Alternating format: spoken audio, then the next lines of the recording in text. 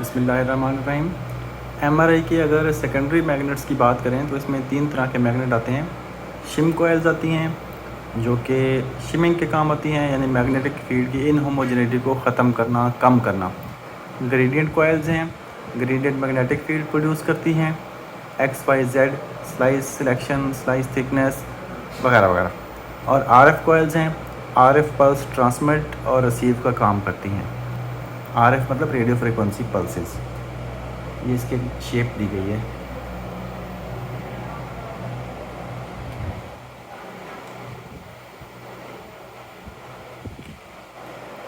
सबसे पहले नंबर पे शिम कॉइल है। तो शिमिंग की डेफिनेशन है, shimming is the process of making magnetic field uniform and homogeneous. यानी कि अगर एक मैग्नेट है, मिसाल के तौर पर 1 टेस्ला का है, तो उसका बोर तकरीबन 2 मीटर लंबा है, तो लाजमी नहीं है कि 2 मीटर के अंदर उसका मैग्नेटिक फील्ड 1 टेस्ला ही होगा। कहीं पे 0.9 टेस्ला होगा, कहीं पे 0.8 होगा, कहीं पे 1.1 इवन भी हो सकता है।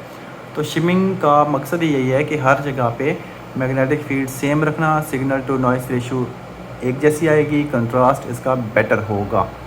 तो शिम कोयल बेसिकली सुपर कंडक्टिंग कोयल्स ही होती हैं और प्राइमरी मैग्नेट के साथ ही उनके अंदर की तरफ लगी हुई होती हैं, क्रायोजन के अंदर। सुपर कंडक्टिंग की बात है। और ये नॉर्मली 6 कोयल सुपर कंडक्टिंग मैग्नेट अगर हो तो इसकी मैग्नेटिक फील्ड इनहोमोजेनिटी होगी 5 पार्ट्स पर मिलियन। इफ़ पार्ट्स पर मिलियन इंक्रीजेज देन होमोजेनिटीज डिक्रीज। ये एक दूसरे के इन्वर्सली प्रोपोर्शनल हैं। तो पार्ट्स पर मिलियन जितना कम होगा उतनी ही होमोजेनिटी इंक्रीज़ होगी, उतना ही कंट्रास्ट अच्छा आएगा।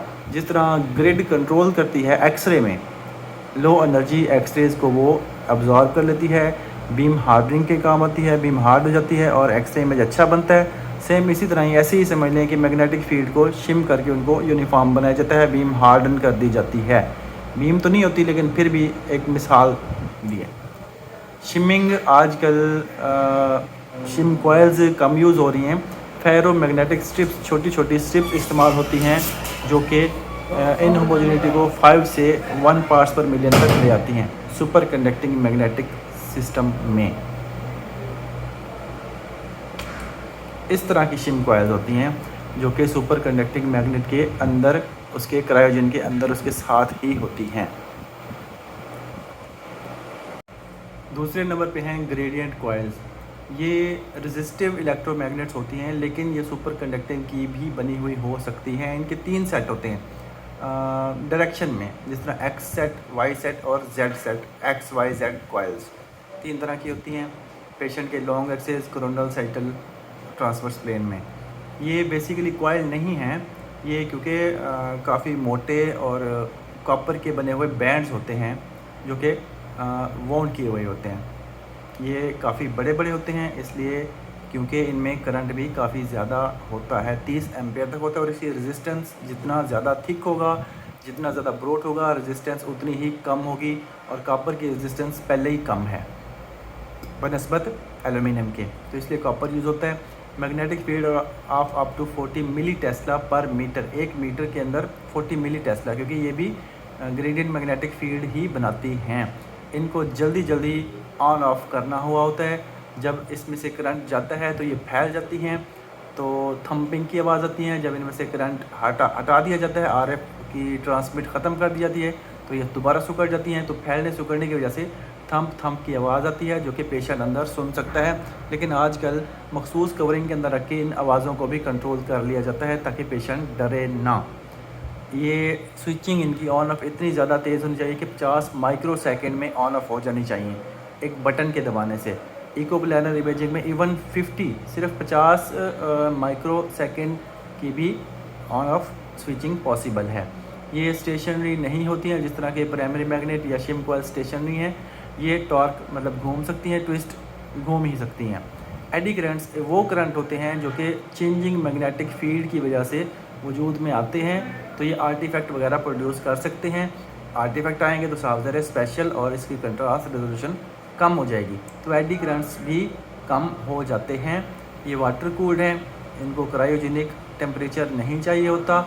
ये स्लाइस सिलेक्शन को डिफरेंट एंगल्स में, जिस तरह कोरोनल, सैजिटल, ट्रांसवर्स प्लेन में बनाने के काम आती हैं, स्लाइसिस बनाने के काम आती हैं। ऑब्लिक इमेज भी इससे प्रोड्यूस हो सकते हैं एक्स वाई जेड को कंबाइंड इमेजिंग में, थोड़ा सा एक्स थोड़ा सा वाई थोड़ा जेड कंबाइंड इमेजिंग में मिला के इनको ऑब्लिक स्लाइसेस भी बनाई जा सकती हैं। वैसे बेसिकली स्लाइस अक्सर औक़ात बनाई जाती हैं ट्रांसवर्स प्लेन में, इस तरह की होती हैं। ये एक्स वाई जी कॉयल दिखाई गई हैं, अंदर पेशेंट भी लेटा हुआ है, पेशेंट के इर्द गिर्द बाउंड है लेकिन ये कवर्ड हैं गैंट्री के अंदर। दूसरे नंबर पे हैं radio frequency coils. RF basically coil भी है और साथ में इसको प्रोब भी कह सकते हैं क्योंकि ट्रांसमिट रिसीव का काम भी करता है just like ultrasound probe. It is a coil of wire just like primary magnet और शिम कॉइल, ठीक है। It accommodate high frequency alternating current 10 से लेकर 200 मेगाहर्ट्ज़ तक का करंट इसमें होता है according to B0 magnetic field. अगर 1 टेस्ला का है तो ये हाइड्रोजन की क्योंकि लार्मर फ्रीक्वेंसी 42 है तो ये 10 से 200 के दरमियान में जो बैंडविड्थ मतलब एक रेंज ट्रांसमिट करता है जो कि हाइड्रोजन की लार्मर फ्रीक्वेंसी से मैच करता है। अगर 1.5 है तो उसकी 63 होगी, तो उसी हिसाब से ये बैंडविड्थ या उसी रेंज में ये अल्टरनेटिंग करंट देता है। It can receive and transmit RF pulse, तो इनको होमोजीनस कॉइल कहते हैं जो कि करंट को ट्रांसमिट भी करती हैं, मतलब आरएफ पल्स को ट्रांसमिट भी करती हैं और रिसीव भी करती हैं। और ऐसी कॉइल जो सिर्फ रिसीव करती हैं वो इनहोमोजीनस कॉइल कहलाती हैं। इनहोमोजीनस कॉइल में सरफेस कॉइल शामिल हैं, जबकि होमोजीनस कॉइल्स में हेड बॉडी की कॉइल शामिल है और साथ ही एक्सट्रीमिटी की कॉइल्स भी शामिल हैं। It uses range of energy so that Larmor frequency is matched, ये मैं अभी बता चुका हूँ। This is wrapped around patient body but separated by covering, ये मैग्नेट के अंदर मौजूद नहीं होती हैं इसलिए इनको कॉइल नहीं कहते, प्रोब कहते हैं। कि पेशेंट के जिस्म के जिस हिस्से की हमने स्कैनिंग करनी है उसके ऊपर रख दी जाती हैं लेकिन ये कवरिंग के अंदर होती हैं। Receive signal come from selected slice other data is called noise. जो स्लाइस हम सिलेक्ट करेंगे ग्रेडियंट कॉइल को यूज़ करते हुए तो जो डाटा उसमें से आ रहा होगा वो सिग्नल कहलाता है। इसके अलावा इर्द गिर्द की कॉइल से जो भी डाटा है, स्लाइसेस से, दूसरी बॉडी पार्ट से जो भी डाटा आ रहा होगा उसको हम नॉइस कहते हैं। तो सिग्नल टू नॉइस रेशो जितना रेशो ज़्यादा होगा उतना इमेज अच्छा होगा। Body coil are most robust in design, robust मतलब बहुत ज़्यादा मजबूत हैं क्योंकि बॉडी के पार्ट्स काफ़ी भारी होते हैं। जिस तरह पेट की कॉइल है तो पेट के नीचे रखने से टूट भी सकती है तो इसलिए वो मजबूत होती हैं। सरफेस कॉइल जो कि इनहोमोजेनस है can only receive signal and RF is transmitted through homogeneous coils. दूसरी कॉइल जो कि हेड बॉडी और एक्सट्रीमिटी की कॉइल है उनसे आरएफ ट्रांसमिट की जाती है। और सर्विस कॉइल मतलब जिस तरह ब्रेस्ट कॉइल है या प्रोस्टेट कॉइल है उससे जस्ट सिग्नल रिसीव होता है। उनकी स्पेशल और कंट्रास्ट रेजोल्यूशन बहुत अच्छी होती है। सरफेस कॉइल का सिर्फ एक नुकसान है कि उनका फील्ड ऑफ व्यू काफ़ी कम होता है। ये कॉइल्स की मखसूस शेप्स दिखाई गई हैं।